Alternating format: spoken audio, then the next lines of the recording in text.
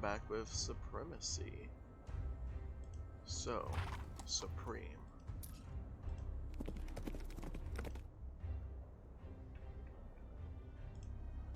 Alright, I think what I'm going to do is move you actually back here.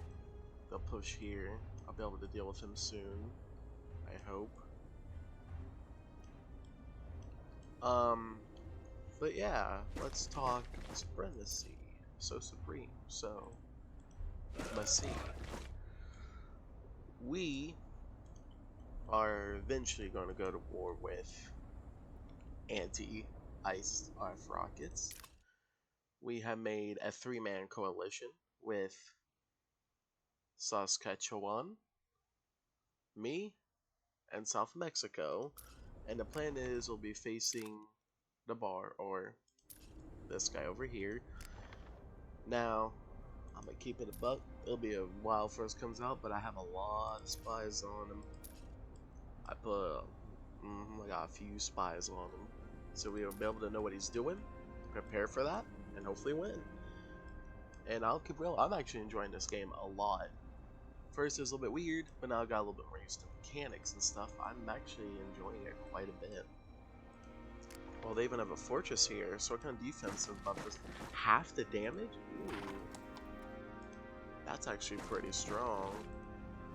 But I think even then, we still, we outdamage them. Also, I learned from Ally, HP of units, like the recruiter ones, depends on the province, and apparently they also take damage on or at least on provinces that aren't happy. So something like this, they'll heal up, but something like this, they probably won't. But yeah, right now, we're going for our first flying unit, a balloon. Some cars will be done soon. And yeah, the idea is that I'll try to chill on making any units right now because I want to get my fish, my grain, my lumber, my coal, and my gas up right now through capturing these areas. If I can take this, our coal will go up. If we can take this is lumber. Now, it's also recommended that we start expanding south, and I agree. So I'm thinking maybe I cut through here, through Winnipeg, then I cut through maybe St. Paul, or maybe I cut through North Dakota, then South Dakota. But yeah, if we zoom out, we can see a player. So technically, I should probably hit up North Dakota for Enterprise, and then Victoria Islands, but it just depends really. I know there's also another coalition, a 2-man, the second one, which is North Carolina and Georgia. So North Carolina and Georgia, I think that's around here, right? That's Ohio. Yeah, there's North Carolina and Georgia. They might face Mississippi, our enemy, and that would be good for us if they do. But as you can see, got a blimp going. Now, what's a blimp good for? It's considered armor, that's interesting. Scout in with unrivaled view range, associates with warfare space. Grenades and aircraft, if they are attached to ground, they can only be moved on connections. Interesting. But yeah, we got a cavalry battalion going. Now, I actually want to look into making maybe some ships later on. But I'm actually, on day 8, I want to start making some tanks. Like a light tank here, but probably artillery really. So we need factory service. What do we need for artillery? We need a factory. So day 8, factory gets made, I'll go for artillery. I might even want to go for a railgun, honestly. That would be truly life-changing. Also, I don't know how fast artillery fires in this game. I'm assuming, from what I know, probably be the Call War method. It's every half an hour instead of every hour, but I don't know. So these guys are moving around, but see, the thing is, these guys actually have a lot of health and they don't. Over here, there's no fortress. So this should be an easy slap.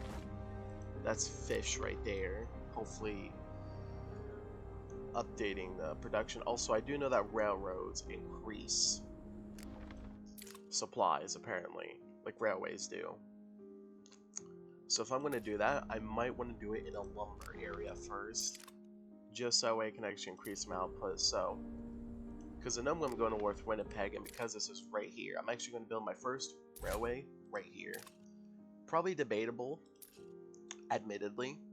I don't know. This is like my first time actually giving this game a shot. And we all learn somewhere. Like, I may not be good at this right now, but since I do enjoy it, I do plan on doing more Supremacy. But another thing I have to get used to is that this seems to be more of a, this takes longer than even a Call of War game, Iron Order, or Conflict. So I'll be happy to do a full-on World War game after I get a few more matches under my belt in this, where I learn more about the game. Because this one, I might try to learn a little bit about air and mostly about ground. In the next match, maybe more about Navy, for example. But something I've been doing is trying to get recruitment offices up in every province, so that way I can have units built and on my doorstep when I need them, because I need them. Now, I don't know if that's a good idea, because I'm pretty sure all infantry, actually only cavalry, would consume fish. But yeah, I'm basically trying to keep the population happy, keep it afloat by buying fish and grain.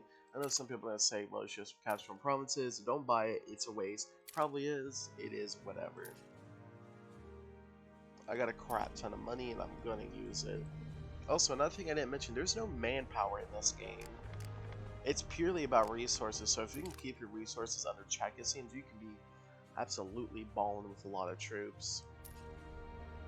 So I actually want to start making, I think I want to start mass producing armored cars. So how much is steel? It can't be that expensive. Yeah. Okay, that's expensive. Let's do that though. Hand off a lot of money there. Then we should be able to make 2 armored cars. Because I gotta leverage what I have versus what I don't have to win here, I think. And if I can leverage that right, then I can make an actual good army. And also, I'm assuming that I don't need infantry to capture land. I just need a land unit to capture. So I don't need these guys. I just need a car, cavalry, maybe an artillery works, either tank or even a railroad. But railroad takes railway, so clearly I wouldn't be able to do that.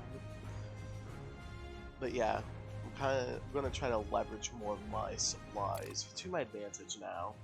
Because it's something I've been lacking on, admittedly.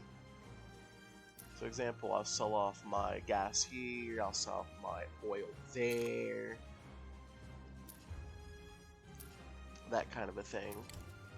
And just in general, just try to actually, again, leverage my supplies to my strengths and use it to make a lot more units. Because at the end of the day, if I got a lot of oil, I have a lot of gas, but I'm actually producing oil positively, so why wouldn't I sell it off? You know? Now all of a sudden, I got 3 cars on the way along, 2 about to be done, 1 in 5 minutes, 1 in 1 hour. Pretty good. Yeah, let's, you know, this is a solo infantryman. I'm gonna move him up to Kukuluktuk, so that way I can see what's up there, and then pull back, bring out units as needed. Also, these units down here, I probably can just stack them. Like, Norway House is, of course, safe. So I was going to stack my infantry on top of here. This would be able to defend because these infantry have a stronger defense than offense. So even a 12 to 10 stack, a 10 stack would win at defending, I think. Or they'd very closely, the attackers would barely eke out a victory. So it looks like this guy's actually going to try to attack here. Can I make a fortress? I know it takes a few hours, so I can't just, like, summon it out in midair. But once I get the supplies for the fortress, I'm actually going to see what that entails. That would take all my money. So I'm not going to get it right now. I'll wait an hour or two, then probably buy the supplies, because then I have a little bit of money. Because, again, I need to pay my spies. So yeah. Let's look at a fortress. What do you do besides defense? Morale goes up. Also, this is insane. I love one fortress has half the damage just gone. But then pursuing bonuses aren't that strong. Now I do know it's because it's gonna go up to 90, isn't it? Yeah, that's strong. But I do know that in this there's like no entrenchment bonus. Now, correct me if I'm wrong, but in Conflict of Nations, I know this is a fact, there's a 25% entrenchment bonus. Basically, you take 25% reduced damage. In Iron Order, I think there's also an entrenchment bonus, but it's not as strong. It's only something like, I think, 20%. In Call of War, I think it's also 20%. I could be wrong, but in this game, there is no entrenchment bonus. Not even on Homeland. Which, I say that because this might be wrong, but I think in Iron Order there is entrenchment bonuses, but only on Homeland. While in Conflict, it's any middle of the province, to my knowledge. Or I could be wrong about that. But essentially, I'm assuming that they want to do a different style of defense in this game. So instead of making an entrenchment bonus and then having a weaker defense and attack, they actually made defense stronger than attacking for the militia here, which makes sense because in World War One, defending was way easier than attacking. Even nowadays, that's still true. Because I heard something, I forgot what was it. You need like a 5-to-1 ratio for attacking, or a 10-to-1. Or is it 3-to-1? Either way, you need to at least have double the attacking troops and defenders to actually take a position on average, from what I've heard. So yeah. But once this is all wrapped up over here, I'll be able to come back, probably whoop Fort Reliance into the great Manitoba Empire, and then go down to Winnipeg, slap them, and then start showing America that we mean business, starting with North Dakota. Because if I take North Dakota, I can then move from Castleton, swipe right and then up, and then basically cut off Minnesota's food, lumber, and gas production. Because they'll still have oil and they'll still have steel. Oh wow, it's a double. Wow, I'm jealous. A double lumber producing province. Now I know that in this game, every province produces, but if there's two of one,